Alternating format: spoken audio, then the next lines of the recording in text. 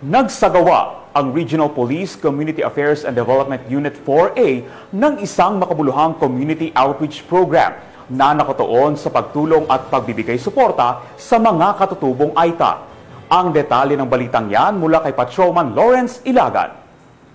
Bilang bahagi ng National Children's Month celebration, matagumpay na isinagawa ng Regional Police Community Affairs and Development Unit 4A sa ilalim ng pamumuno ni Police Colonel Mildred E. Patam, Chief RP Cado 4A, at sa pakikipagtulungan ng Philippine National Police Academy, MSWD Office ng Rosario, Batangas, Padrino Pilipino, Hunger No More Charity Foundation at Foreign National Keepers Network o FNKN, ang isang community outreach program at gift-giving activity para sa komunidad ng Aita sa Barangay Puting Kahoy, Rosario, Batangas. Kabilang sa tampok na programa ang mga lecture tungkol sa karapatan ng bata at batas sa child abuse, pamamahagi ng school bags na may mga gamit pang eskwela para suportahan ang edukasyon ng mga bata, pamamahagi ng food packs, merienda, regalo at tsinelas para sa agarang pangangailangan ng kanilang komunidad.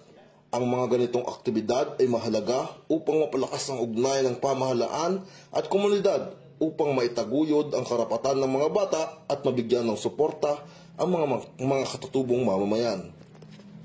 Mula dito sa Calabarzon, ako inyong PNN correspondent, Patrolman Jan Lawrence B. Ilagan, alagad ng batas, tagataguyod ng balitang pulis.